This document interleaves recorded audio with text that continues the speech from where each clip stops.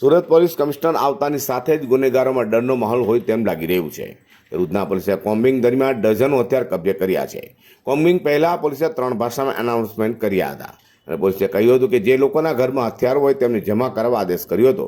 તે લોકોએ સ્વયંભૂ ઘરમાંથી તલવાર, ચપ્પુ, ગુપ્તી કાઢી પોલીસને જમા કરાવ્યા છે। શહેર પોલીસ દ્વારા જે શરીર સંબંધી ગુનાઓ છે આ ગુનાઓના પ્રિવેન્શનના ભાગરૂપે કે જેમાં ઘણીવાર ઘાતક હથિયારોનો ઉપયોગ થતો હોય છે એવા પ્રકારના ગુનાઓના પ્રિવેન્શનના ભાગરૂપે એવા વિસ્તારો કે જ્યાં આ પ્રકારના ગુનાઓ વધારે હોય છે અથવા એવા વિસ્તારો કે જ્યાં આવા પ્રકારના હથિયારો ઘાતક હથિયારો અવારનવાર પોલીસને કોમ્બિંગ દરમિયાન મળતા હોય છે એવા વિસ્તારોમાં જઈ અને એક યુનિક ઇનિશિયેટિવના ભાગરૂપે એક અપીલ કરવામાં આવી હતી। શહેરના અલગ અલગ વિસ્તારમાં આ પ્રકારની અપીલ કરવામાં આવી હતી। એ જ રીતના ઉધના પોલીસ સ્ટેશન વિસ્તાર અને સલાબતપુરા પોલીસ સ્ટેશન વિસ્તાર ત્યાંના પણ આ પ્રકારના વિસ્તારોમાં લોકોને જઈને અપીલ કરવામાં આવી કે તેઓ પાસે આવા કોઈ પણ ઘાતક હથિયારો હોય તો એ હથિયારો પોલીસ પાસે જમા કરાવી દે અને જ્યારે એ લોકો જમા કરાવશે તો પછી તેઓ વિરુદ્ધ એ દરમિયાન કોઈ કાર્યવાહી નહીં કરવામાં આવે, પરંતુ જો પોલીસ કોમ્બિંગ કરશે અને એનો ઘરમાંથી અથવા એ લોકોના પોતાના પાસેથી પોઝેશનમાં આવા પ્રકારના હથિયાર મળશે તો તેઓ વિરુદ્ધ કાયદેસરની કાર્યવાહી કરવામાં આવશે।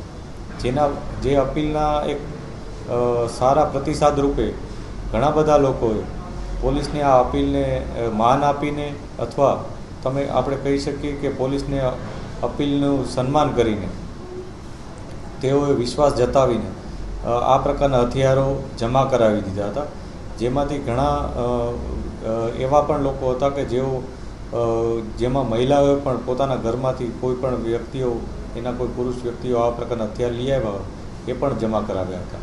આ પ્રકારની તમામ કામગીરી કરવામાં આવી હતી। છેલ્લા 3 દિવસમાં આ પ્રકારની અપીલ કરી હતી, જેના ભાગરૂપે આશરે 130 જેટલા તલવાર, ધોકા, છરી, ચપ્પુ આ પ્રકારના હથિયારો લોકોએ જમા કરાવ્યા હતા।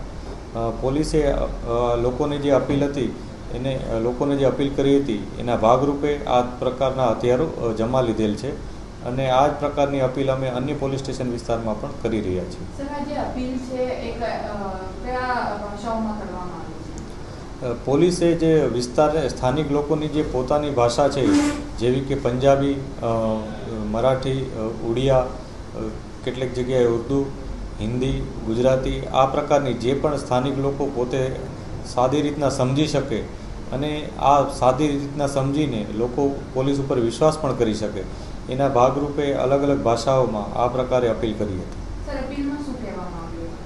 અપીલમાં જે જુદી જુદી ભાષાઓમાં એક જ વસ્તુ પોલીસ દ્વારા લોકોને કહેવામાં આવી હતી કે તેઓ પાસે આવા કોઈ પણ હથિયારો જે ઘાતક હોય, જે પોતાના જે રોજકામમાં યુઝ ન કરતા હોય, જેમ કે તલવાર છે, છરી છે, ચપ્પુ છે અથવા જે પોતાના ઘરમાં શાક સુધારવાના ચપ્પુ છે એવા પ્રકારના હથિયારની વાત નથી કરતા અમે, પરંતુ તલવાર અથવા અન્ય ઘાતક હથિયારો કે જેની કોઈ ડેઇલી યુઝમાં કોઈ જરૂરિયાત રહેતી નથી એ પ્રકારના હથિયારો જમા કરવા માટે અપીલ કરવામાં આવી। સર, અપીલ બાદ કયા પ્રકારના હથિયારો મળ્યા છે?